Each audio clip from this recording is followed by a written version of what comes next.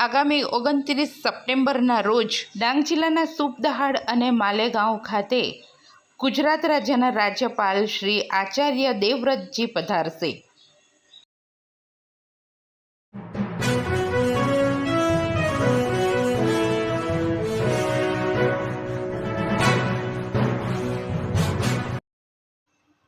આગામી તારીખ 29મી સપ્ટેમ્બરે ડાંગ જિલ્લાની મુલાકાતે રાજ્યપાલ શ્રી આચાર્ય દેવવ્રતજી પધારી રહ્યા છે, જેમના સૂચિત કાર્યક્રમ સંદર્ભે યજમાન સંસ્થા તથા જિલ્લા વહીવટીતંત્રએ કાર્યક્રમને આનુષંગિક કામગીરી હાથ ધરી છે। Shri Ramakrishna welfare trust, SRK knowledge foundation અને પ્રયોસા પ્રતિષ્ઠાન આયોજિત હનુમંત પ્રાણ પ્રતિષ્ઠાન મહોત્સવના કાર્યક્રમમાં તારીખ 29મી સપ્ટેમ્બરે ડાંગ જિલ્લાના સુપદહાડ ગામે આકાર પામેલા શ્રી હનુમાનજીના મંદિરના લોકાર્પણ સમારોહ માટે પધારનાર રાજ્યપાલ શ્રી આચાર્ય દેવવ્રતજી સુપદહાડ બાદ માલેગાંવ ખાતે આયોજિત લોકાર્પણ સમારોહમાં ઉપસ્થિત રહી આશીર્વચનો પાઠવશે। રાજ્યપાલશ્રીના આ સૂચિત કાર્યક્રમ સંદર્ભે જિલ્લા વહીવટીતંત્રએ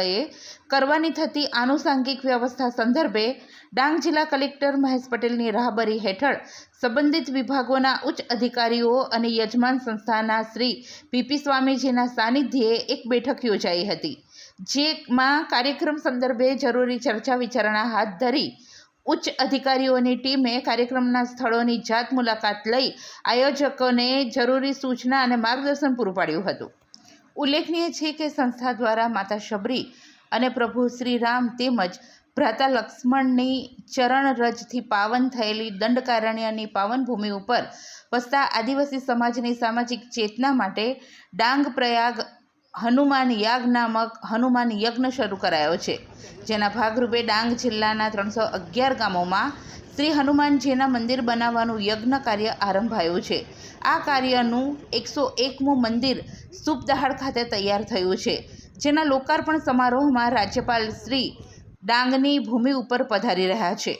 આ કાર્યક્રમમાં રાજ્યપાલ શ્રી આચાર્ય દેવવ્રતજી સાથે